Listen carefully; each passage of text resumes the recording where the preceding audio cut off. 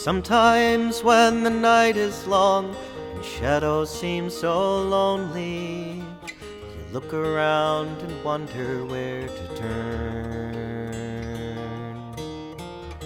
Morning brings its sorrows and the news is filled with danger. It seems we all still have so much to learn. Ease the gentle fabric of your mind. Take comfort that the world is also kind. Look to the time when the troubles are over and rest your head while in fields of clover.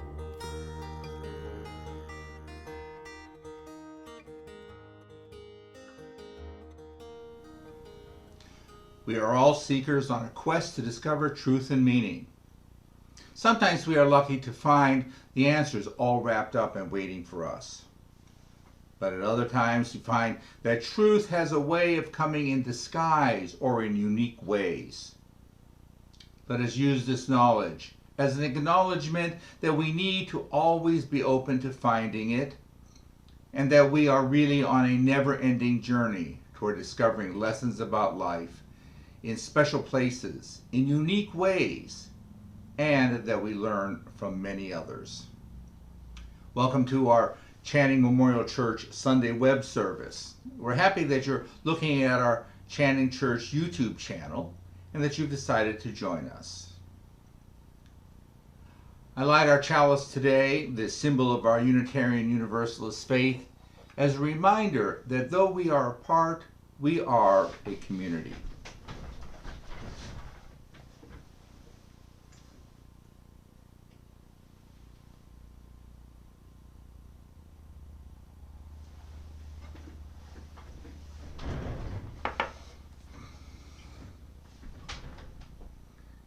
If you're like me, you've been spending time on Facebook and other social media sites to keep occupied.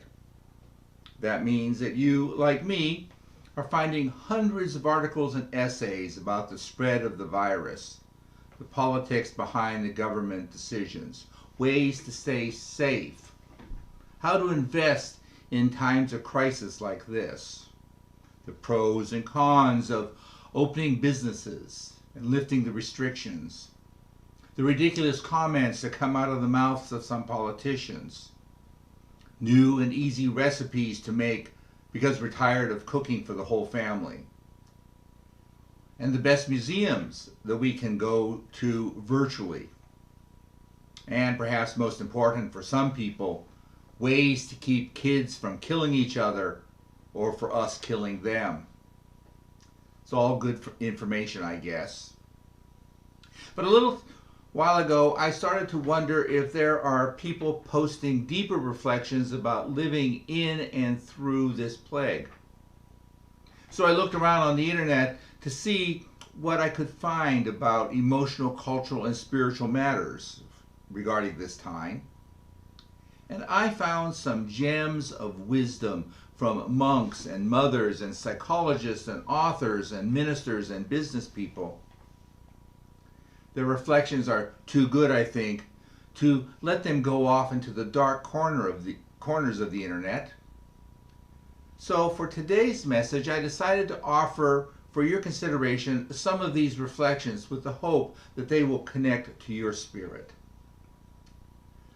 One perspective that many of the essays that I have read seem to focus on is in place of thinking about bad things that are going on and what we don't have, we can use this time to learn new things and go deeper into our spiritual questing. An essay by the Reverend Sam Wells from the St. Martin's in the Field Church in London points to this idea. He wrote, "We are never going to call this imposed ultra-Lent a good thing, but we can make it a time of discovery, insight, and imagination. We can learn new things about technology and one another. I hope we look back and say, I would never want to go through that again, but it deepened our community and it taught me more about myself and about God. Let's use this time to be creative in how we connect with both. I found a short reflection by author Laura Kelly Funicini, who observed that this social quiet time could be a means to becoming new people. She wrote, "When this is over, may we never again take for granted a handshake, full shelves at the store, conversations with neighbors, Friday night out, the school rush in the morning, coffee with a friend, the stadium roaring, each deep breath, a boring Tuesday, life itself. When this ends, may we find that we have become more like the people we wanted to be, that we are called to be, better for each other because of the worst." Several essays and blogs I found offer thoughts about using this time to calm our noisy minds and hyperactive spirits.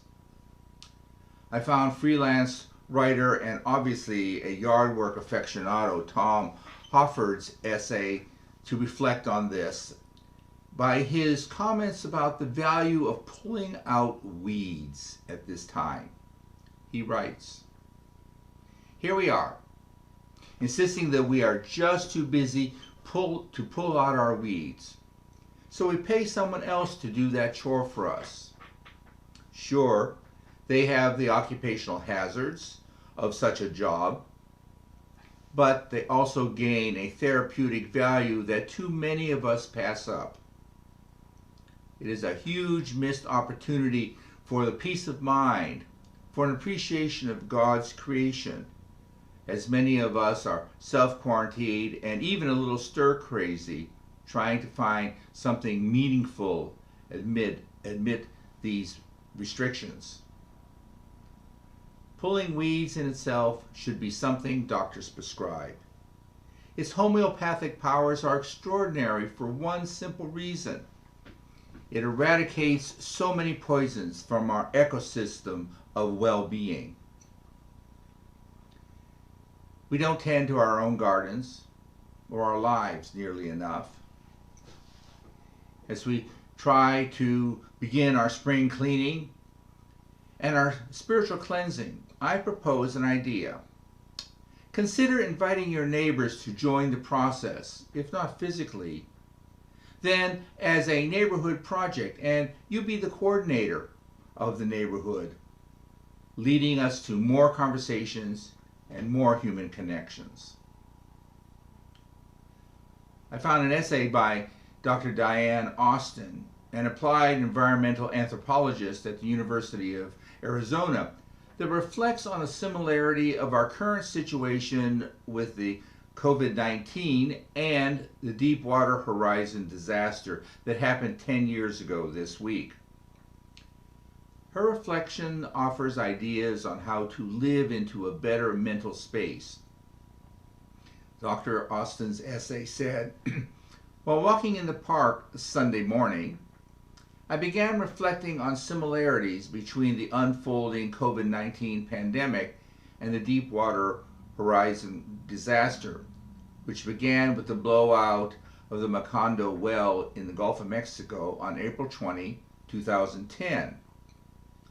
On the surface, these two disasters look quite different. Yet the challenges of containment and the social effects of each are strikingly similar. When I returned from my walk, I located advice offered to people in the Gulf region during the months while the oil was coming ashore. And much of it is worth heeding as we hunker down today. Reach out for help and support, remembering that people really do care. Reconnect with family and a spiritual community.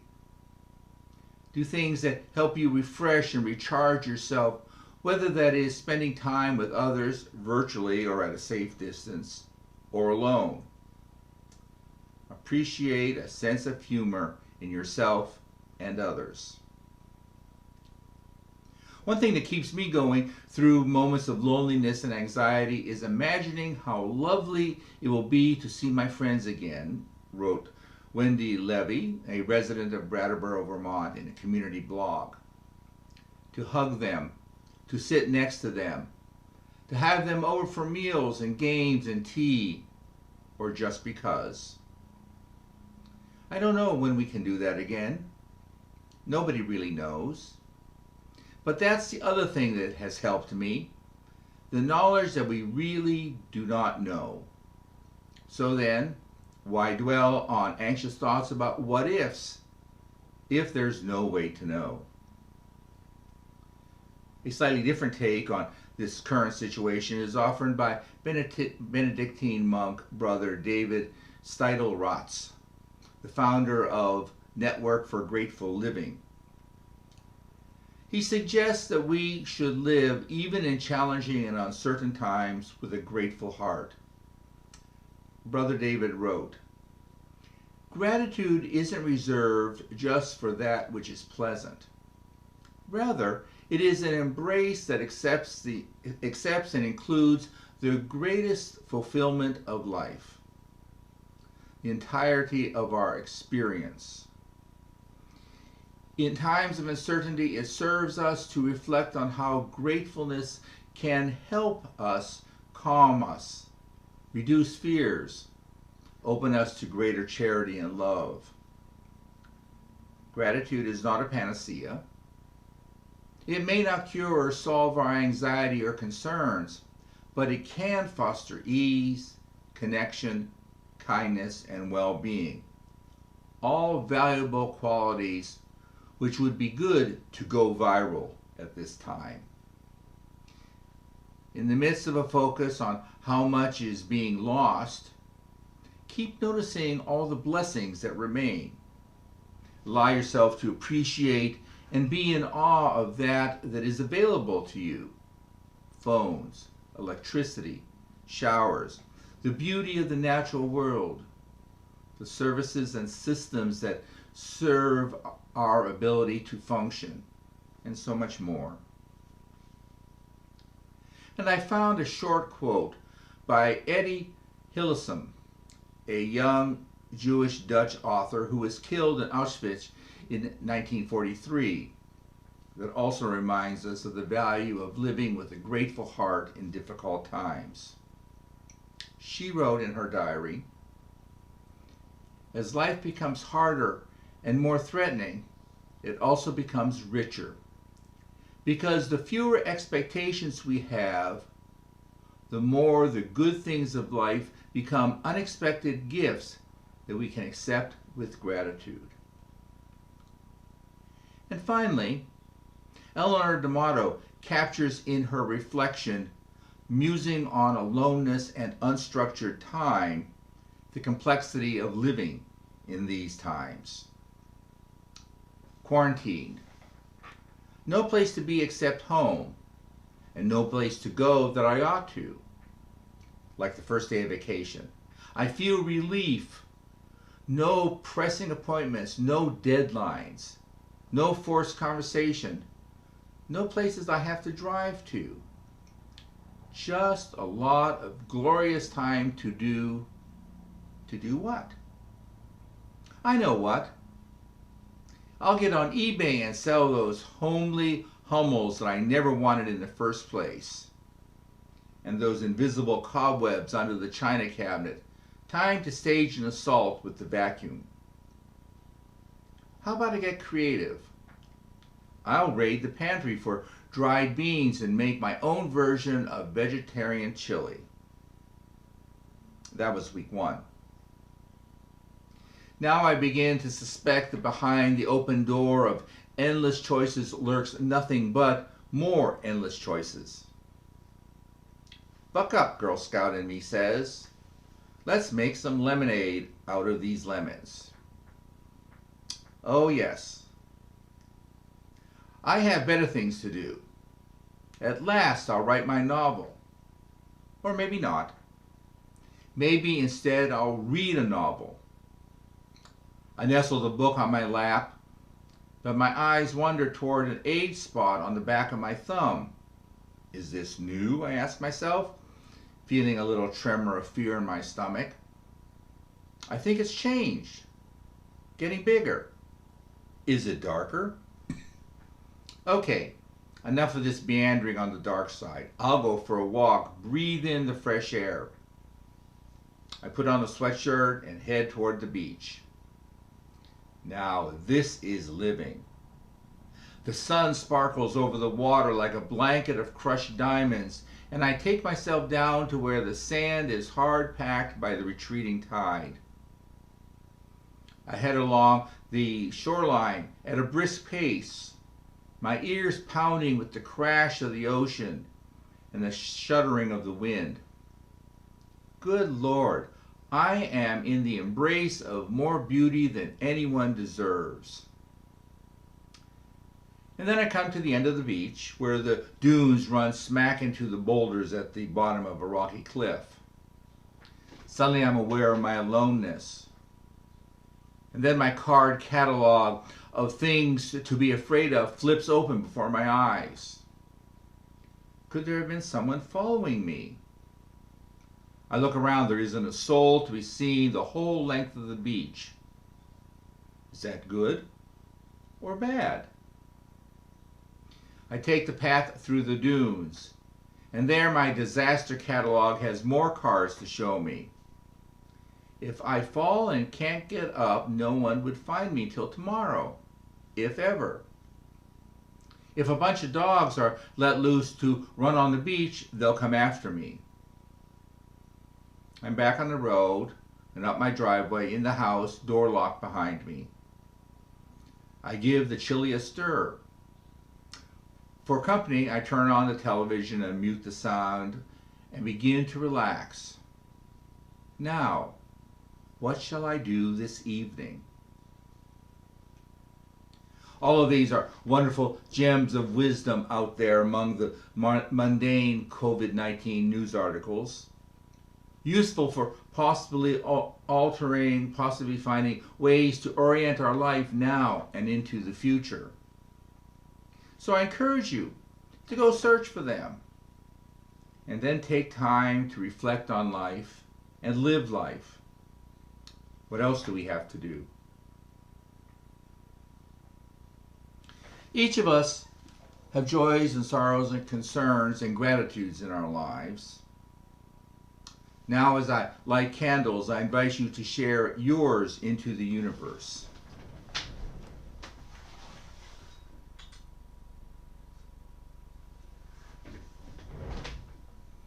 For our friends and family, may they be safe. For people living with illness and war and strife and discrimination all around the world, may they be safe.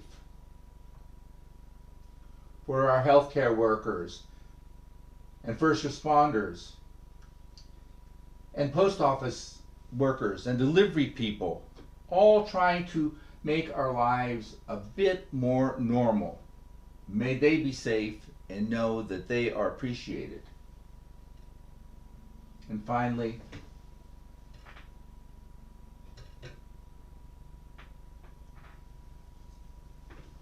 for ourselves, may we all be safe in the days to come.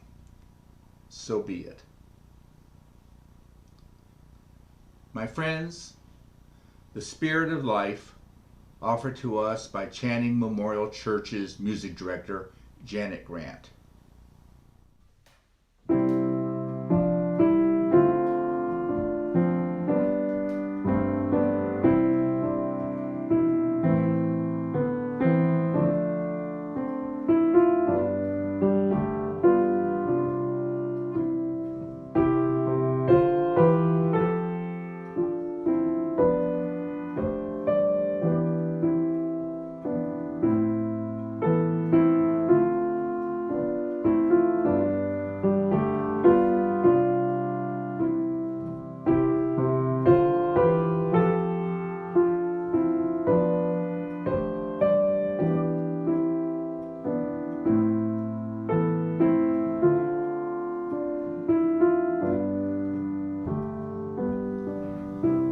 couple of announcements before we end our service.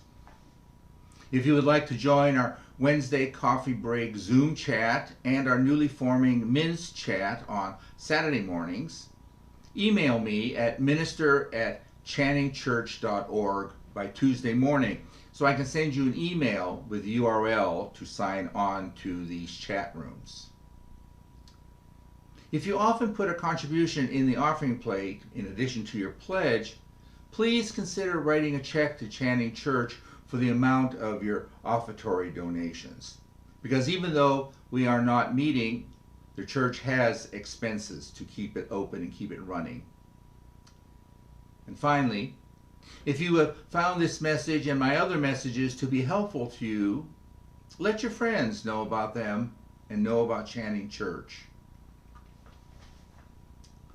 I want to close with one more bit of wisdom about living in this time from Franciscan brother Richard Hendrick that can be found in his widely read poem, Lockdown. Yes, there is fear. Yes, there is isolation. Yes, there is panic buying. Yes, there is sickness.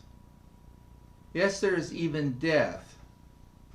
But they say that in Wuhan, after many years of noise, you can hear the birds sing again. And the sky is no longer thick with fumes, but blue and clear. They say that in the streets of Assisi, people are singing to each other across the empty squares, keeping their windows open so that those who are alone may hear the sounds of family around them. Churches, synagogues, mosques, and temples are preparing to welcome and shelter the homeless, the sick, the weary. All over the world, people are slowing down and reflecting. All over the world, people are waking up to a new reality, to how big we really are, how little control we really have, to what really matters. So we pray and remember that, yes, there is fear, but that does not have to be hate. Yes, there is isolation, but there does not have to be loneliness. Yes, there is panic buying, but there does not have to be meanness. Yes, there is sickness, but there does not have to be disease of the soul. Yes, there is even death, but there can always be rebirth of love. Wake to the choices you make as to how you live now, today. Breathe. Listen. Behind the noises of your panic, the birds are singing again. The sky is clearing. Spring is coming. And we are always encompassed by love. Open the windows of your soul. Thank you for spending time with me. Know that I'm thinking about you. Stay safe. So be it. Amen.